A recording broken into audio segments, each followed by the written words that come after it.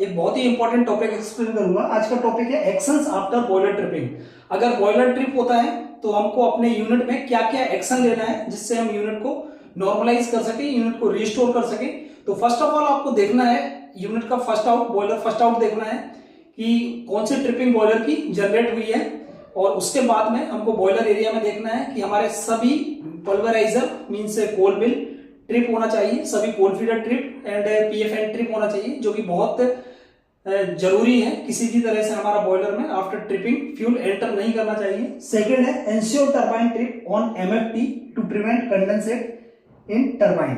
हमको देखना है कि हमारा टरबाइन ट्रिप हुआ है कि नहीं, टरबाइन ट्रिप जनरेट होगा।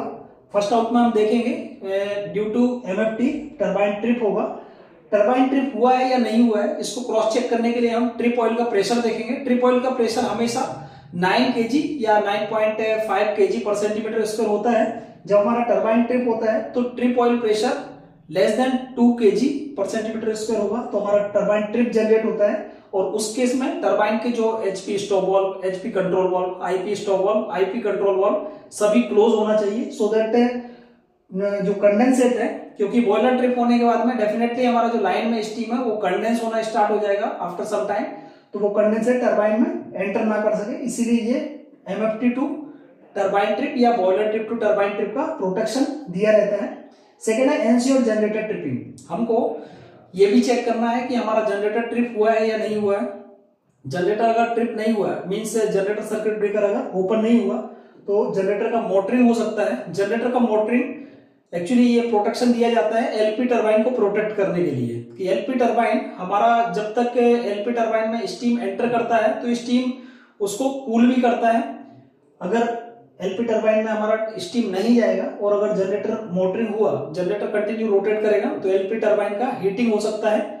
एलपी टरबाइन के ब्लेड का टेम्परेचर उस टेम्परेचर के लिए डिजाइन नहीं है जो कि टेम्परेचर जनरेट होगा कंटिन्यू रोटेट होने से। थर्ड है after MFT both TDBFP should stop immediately. Trip होने के बाद में हमारा दोनों टीडीबीएफपी को चेक करना है कि दोनों स्टॉप होना चाहिए, मींस ट्रिप होना चाहिए।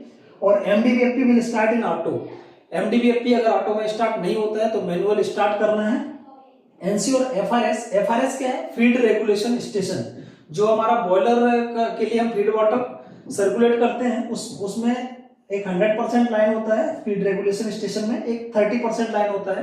तो 100% से 30% वाल्व का चेंज ओवर हमको करना है। जब ये वाल्व का चेंज ओवर होगा तभी एक कंट्रोल वे में हम फीड वाटर को बॉयलर में सर्कुलेट करेंगे, बॉयलर में भेज पाएंगे। नेक्स्ट पॉइंट है feed water feeding to boiler drum will be started initially at 50 ton per hour. हमको इनिशियली कंट्रोल वे में फीड वाटर को फीड करना है बॉयलर में। Feed rate is increase suitably according to boiler drum level. जैसे जैसे हमारा boiler drum level rise करेगा हम इसको इंक्रीज या डिक्रीज करेंगे according to the drum level. Monitoring a boiler drum bottom temperature difference. जो बॉयलर ड्रम का टॉप बॉटम का टेम्परेचर डिफरेंस है, बॉयलर ड्रम में आप देखेंगे 3 पॉइंट पर इसका टॉप बॉटम का टेम्परेचर डिफरेंस दिया रहता है, टॉप एंड बॉटम का।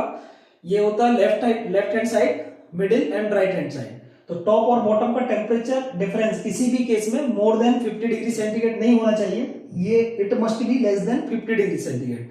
अगर ये इंक्रीज हो रहा है तो उस केस में हमको फीड वाटर का जो फ्लो है उसको भी कंट्रोल करना है, और जो फैन हमारे ID fan, FD fan air को सर्कुलेट कर रहे हैं उस एयर को हमको रिड्यूस करना है।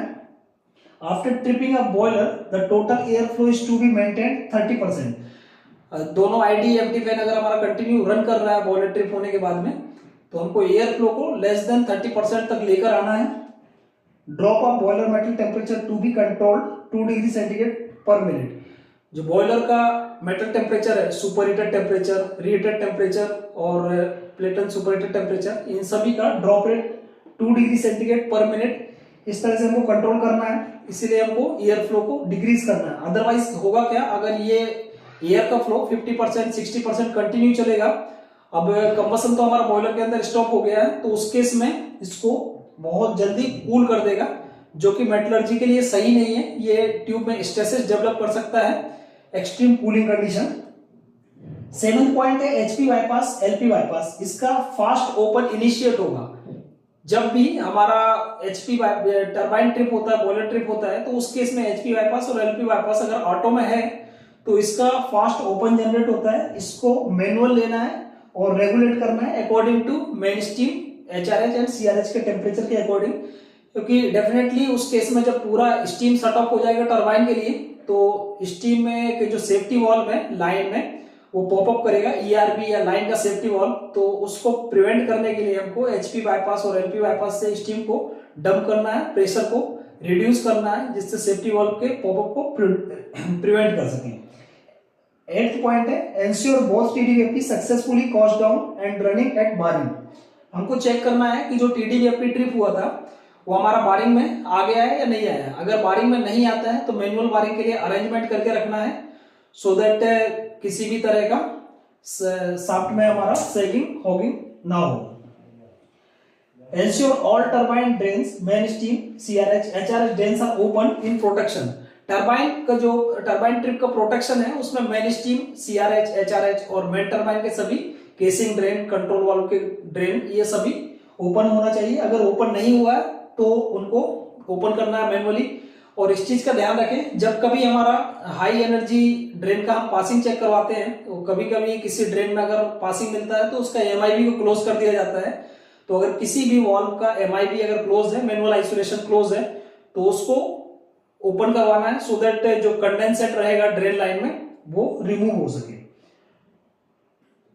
After normalisation of boiler drum and rectification of root cause of MFT, boiler light up can be done to restore unit. जब हमारा रूट कॉज आइडेंटिफाई हो जाएगा बॉयलर ट्रिपिंग का, उसके बाद में हमको क्लियरेंस रहता है कि हम बॉयलर को लाइट अप कर सकते हैं और यूनिट को रिस्टोर कर सकते हैं। बट जो भी हमारा रूट कॉज है मास्टर फ्यूल ट्रिप का, उसको हमको आइडेंटिफाई करने के बाद में उसको प्रॉपर रेक्टिफिकेशन होना चाहिए। मैक्सिमम टाइम क्या होता है कि जब हमारा यूनिट टेक्निकल मिनिमम या उसके नियर बाय रन करता है तो उस केस में फ्लेम फेलियर के चांसेस होते हैं। फ्लेम फेलियर एक ऐसा ट्रिपिंग है जिसमें स्कैनर फ्लेम सेंस नहीं करता है और ट्रिपिंग जनरेट करता है, मास्टर फ्यूल ट्रिप कर देता है बॉयलर को। और कुछ एक ट्रिपिंग ऐसे होती है जैसे ड्रम लेवल वेरी हाई या ड्रम लेवल वेरी लो, ये कभी कभी ह्यूमन एरर से भी हो सकता है और कभी ट्रांसमीटर के प्रॉब्लम से भी इस तरह का ट्रिपिंग जनरेट होता है।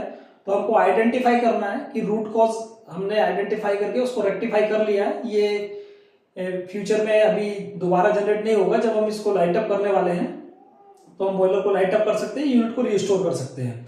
अगर वीडियो आपको अच्छा लगा हो तो वीडियो को लाइक करें, चैनल को सब्सक्राइब करें और वीडियो को ज्यादा से ज्यादा शेयर करें। अगर आपका कोई भी डाउट है तो कमेंट सेक्शन में मेरे साथ शेयर करें, सो दैट मैं आंसर कर सकूं। Thank you.